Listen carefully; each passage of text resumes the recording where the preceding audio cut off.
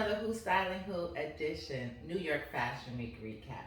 Tonight I have a special guest, the one and only Fashion's Guy NY. Fashion Guy NY is here. We actually got to do Fashion Week a little bit together, so that's why I invited him over, so we can do the recap together. I did a lot of the streetwear brands, of course, and you did some of the luxury high-end brands. So let's get right into it. Let's get right into trending. I don't know if you can see this. Big shout out to my homegirl, Ebony. She actually styled Kid Cudi for Fashion Week. The top is Nirvana. And the skirt, which is very trending, this New York Fashion Week. Big shout out to Russell Westbrook. He had on a kilt, not a skirt. And that's what I want to open up with. The difference of, we have to go to my stories. I will show you a picture of Russell Westbrook so you guys get an idea of what we're talking about. So men in skirts and kilts for New York Fashion Week. What is your thoughts? Kilts I'm fine with because shout out to the designer Mickey Boom, who has a whole line of kilts that actually gifted me one. The kilts worn right is a cultural statement. I get it. That's okay.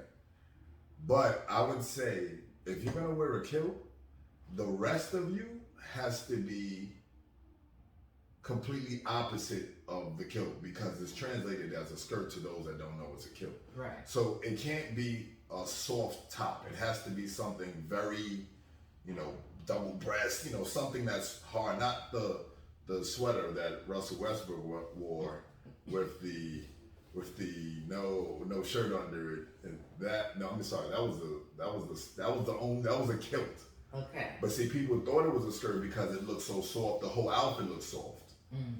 So I would definitely say, first, do it like the Nirvana. It was cool. I get that. So between Russell Westbrook and Kid Cudi, who wore it best, or who wore it correctly? Let me see the Russ. Let me see the.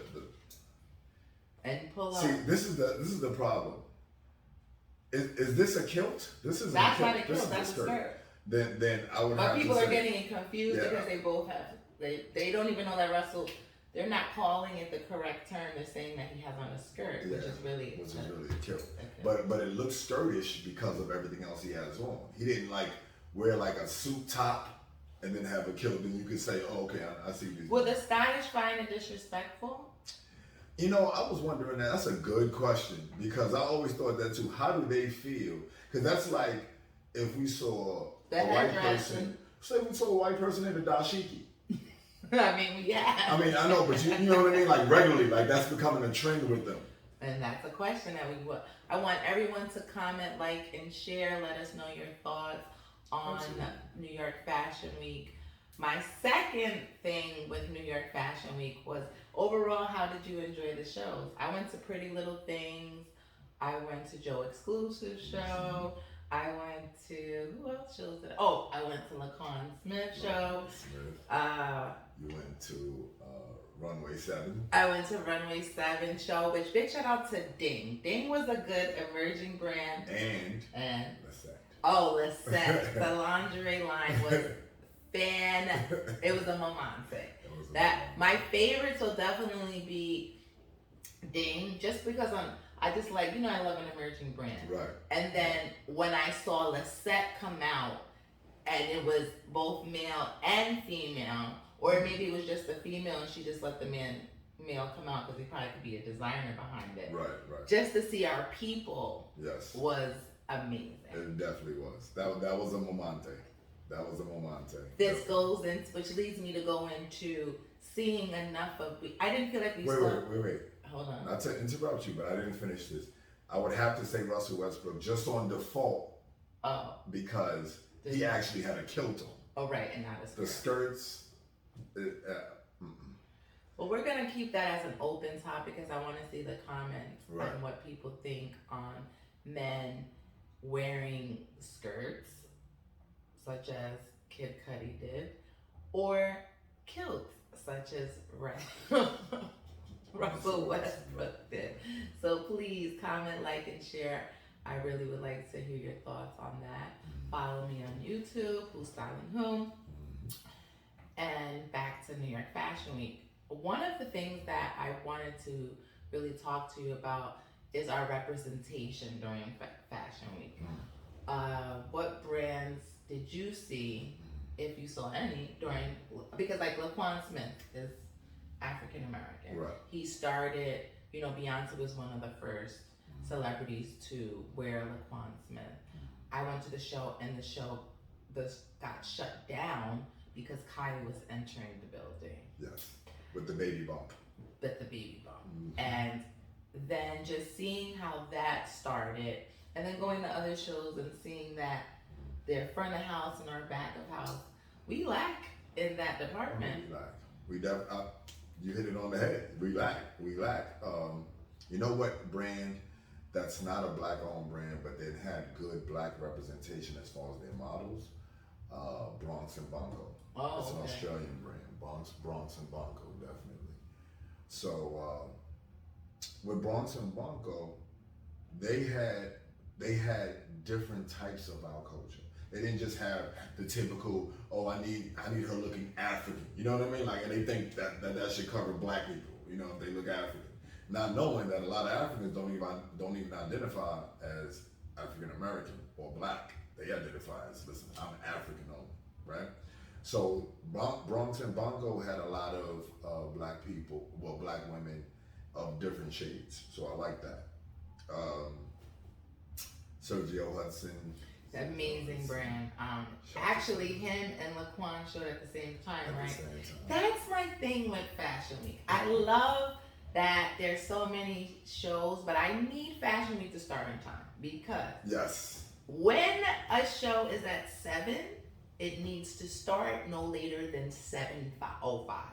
Especially if you have celebrities in your front row or in attendance, because they have other committed shows. And celebrities really want to go to every show because they do want to see the collections.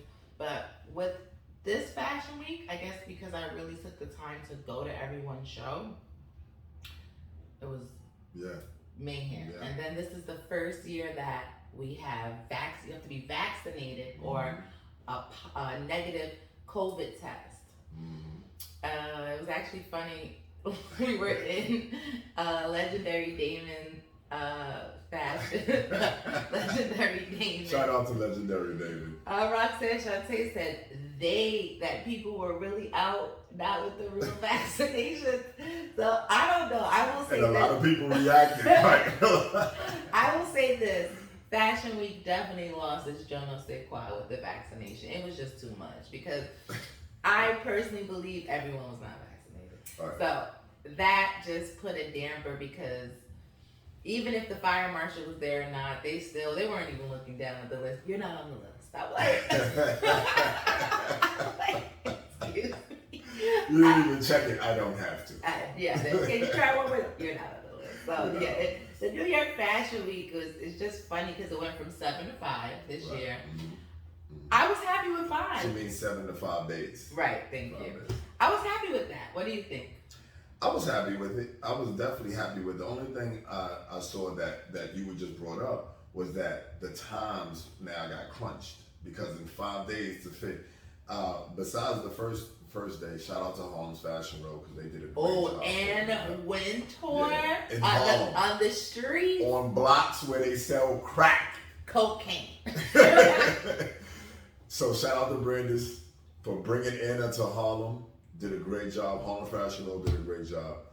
They showed in the middle of Harlem on the street. And we're going to mention another designer who kind of stole Fashion Week for us that did a great job in Harlem as well. Who was that brand? Edwin. Edwin D'Angelo. Which I actually styled with Eric Santiago, Chris. There were so many people. I know I'm leaving a whole team out. So Curtis, I apologize, who was the head stylist, but we delegated and it became a team. And team is tell everyone about me. So we all just styled an amazing collection from Edwin D'Angelo. Ooh. It was, honestly, to me, it was one of Edwin's finest collections, because he always makes good collections. Absolutely. But this one, he had something to prove. He put his foot in it. Yeah, he definitely that. Now, can we talk about the show though? Yeah. No, wait, first off, let's rewind. Let's give it props due. So if you're going to put on a show and it's not at Spring Studios and you're doing it off-site, have everything ready from nuts to bolts for when people get there. Edwin had a place in a luxury building in the middle of Harlem. A beautiful patio, beautiful view, food, drinks, so everyone can get nice and comfortable before the show. I thought that was a very great touch. And it was well executed, because when you went upstairs, there was no ifs, ands, or buts. It was, here are the drinks, over here, the people serving you. There were people serving you with the food. And I found that showed the polish of Edwin. Like, you have to know. That's a lot of times, what do they say? You don't know what you don't know because you've never done it, right? Edwin has done it. And you can see it. 20 years. And you can see it, and the way he did his show. Listen, ladies and gentlemen, the man shut down a block on 7th Avenue. That's amazing. Come on. That was huge. I was so happy to be a part of it. So thank you, Edwin. And thank you to Kalia, because Kalia invited me. So I thank Kalia. I had a front row seat, VIP band. She made sure when I got there that I was taking Well, did you see the man's footage? So you gotta give this man front row at every show, because your footage is worth the seat. Is there anything else that you want to talk about in New York Fashion Week? Yes. I want to talk about also the style of Fashion Week. Mm-hmm. Because it's those 2 times a year where people just come out and wear anything. Right. Literally anything. And you're gonna like, wouldn't it be me if I didn't have some reads of New York Fashion Week. It was an honor to see Mickey Boom. And what was so dope about Mickey was like, I know you. You have to be an artist. I was like, well, I'm a celebrity fashion stylist. He saw that. So that was the blessing. Shout out to Mickey Boom. Shout out to all the stylists and designers that I saw all throughout Fashion Week. I think everyone was just happy to be out. You know what?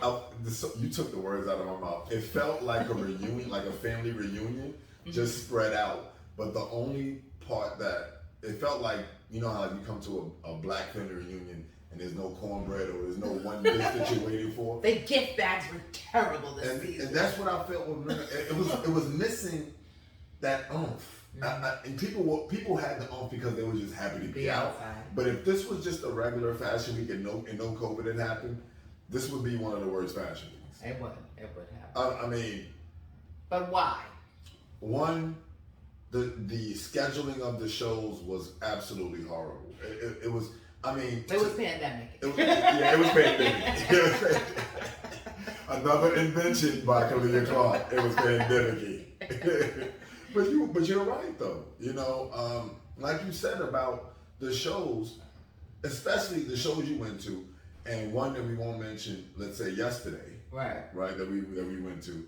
I arrived there at 5:30. Right. I picked Kalia up at 9:30. And the show hadn't started yet for her designer. You don't do that. And the venue space was so great. And that's the part that I don't understand, because you were doing it on top of a rooftop. This goes back to saying now, with the pandemic, I think businesses were more lenient to allow people to do things that I don't think would ever be done. So I want to just give this one tip to anyone that does anything in regards to like Fashion Week or an event during New York Fashion Week. Don't call it New York Fashion Week just because. If we weren't on camera, I would get up, come around the table, and hug you, because please speak on it, please. And like this, we gotta stop using, because we do. I think a lot of people clout off of the New York Fashion Week thing, because a runway show, you have to have a runway. Let's start there. That's the first thing. And a run-up show. Run-up show is very important. Oh my God. And even if you have to print it out and just put it on the seat, people want to know. Right. Because they're going to still talk about you anyways, but a run-up show is the first. Because they don't know what they're seeing. They don't know, are you showing now? Or are you showing... And then what is going on with the random starts? It just starts. You're like... no one gives a clue. Okay. I mean, I know that there is no... Yeah, so we're going to just say this. Moving forward, because, you know, this is September, New York Fashion Week. Wow us in February, you know, because September was, and I don't want to bash it because again, we're coming out of a pandemic, so I know it was a lot for everyone. Right. Trust me, all of you PR, front and houses wore it on your face. Right. You wore it. Right. You wore it. Last night we went to one of the closing events for Fashion Week. The woman didn't even care. She was like, give me your hands. Just give me your hands. It wasn't, this was, and I put a name dropping of that I had seen. I just think that this one was just more so like, if you look like somebody, you're going. You're going. So my tip is, for if you want to be a New York Fashion Week crasher, you know, you're not just saying, one thing I've learned about New York Fashion Week in New York, you don't have to be on the list. Because I think the people that aren't on the list are the ones that come out more than the people. They'll get in before the people on the list. Yes, absolutely. Absolutely. Because the people that aren't on the list don't have the time period they need to be there. They're like, listen, I'm coming. My face card is... Listen, I'll be honest though. Let me be honest. And she's my witness. Our face card is good in New York. I saw that this Fashion Week. Yeah, I definitely did that. I want to thank all the people who said I look like something, you know? And I didn't even come out dressed. I really came out dressed I woke up and I was doing things and had to go to a show later on. But she still killed it. She's humbling herself. But look what she has on today. Today it's Met Gala. It's Met Gala. We're late. But we're definitely going to make an appearance somewhere, whether it be Rihanna has that. Ooh, we're gonna check. We gotta check this out to find out. Did we make it in the road? Oh. And in New York Fashion, before I close it and jump into what everyone is talking about, Little Nas, aka Randy Watson. Mr. Randy Watson, yes. Sexual chocolate. Why are you in the clapping mood? Let me just say, New York Fashion Week was the Momante. Yes. I was definitely just happy to be out. I just felt like if you weren't vaccinated, they treated you very different. My COVID testing, they just looked at you like you still had COVID. Right. And the crazy part is, this is the irony. The people that got vaccinated did it a while ago, right? Probably never gotten tested again. She got tested the night before, so we know she doesn't have COVID. And you're looking at her footage? She's probably she's the safest one in the whole building. Yeah, it was very, but very, very, just to wrap up what you were saying, everyone out there, if you're gonna do a New York Fashion Week show or event, I would say, and this is all jokes aside, call us. Reach out to us. Yes. And don't be, and this is to our people, to our black culture, to our minority cultures. Reach out to us, reach out to those who have done it before, who this is now like breathing to them. Not because we're saying we're the all-knowing, because we want to help you get it right. That's the big thing. That people will talk more about something that went bad than that went right. So let's give them nothing to talk about but the good. Let them focus on the clothing, because there were so many things that happened that were a cluster, you know what, we couldn't focus on the clothing because the whole time we're talking about how unprofessional it is, how backed up the show is. You know, so how we need to be in the forefront of doing these shows. Like absolutely. We really need to really take a piece back. I know we have Harlem Fashion Week and we have small business boutique, and that's great, and I'm not downing anything, but we started a lot in the fashion game. When you look at some of the top designers, if you really went inside their design room or in their tailoring, who's really making the garments, you would be so surprised. Right. So I just want usually Spanish and black people sitting there for hours sewing. And I just want to give them their shout outs. I want to also tell brands, don't rush the process. don't just do something because it says New York Fashion Week and you think it's gonna be good for your brand. Sometimes you guys do things and it's not good for your brand. It really isn't. That's a whole nother show. So we're gonna just. But one last time, please, please, please stop using the New York Fashion Week name and diluting it so it's much. Okay to do a fashion show. Right. And then hashtag New York Fashion Week. But don't do New York, because a New York Fashion Week, you know, ever since Mercedes-Benz took it from the tents, it's lost. It's over. It's over. Think about this. This is when I knew it was downhill. When Mercedes pulled out as the main sponsor, I was like, oh. Yeah, it's gone. Lincoln Center tried. They definitely tried. And you know, that's when it started going. You had to go here, and then you had to be over there. But then, you know what's crazy? That whole time it was illegal. You know, they got sued. They had to leave. They cut all the trees down. You know, in that park in the back of Lincoln Center, that wasn't supposed to happen. They're supposed to build around the trees. So for 5 years, they held it up in litigation so they could do it for 5 years and then move. And so, I mean, listen, that's another show, but listen, Lincoln Center. But here's the crazy part: Mercedes-Benz still sponsors Paris, London, and Milan. I'm gonna leave it on that. Do you think that New York Fashion Week should move from New York and keep it in its Betty? Ooh. And it just be a fashion month or week, and it should be Fashion Week in New York, and that's it. And that's it. Who's styling her? Who's styling her? We'll be back. So that's one part of it. That's one part.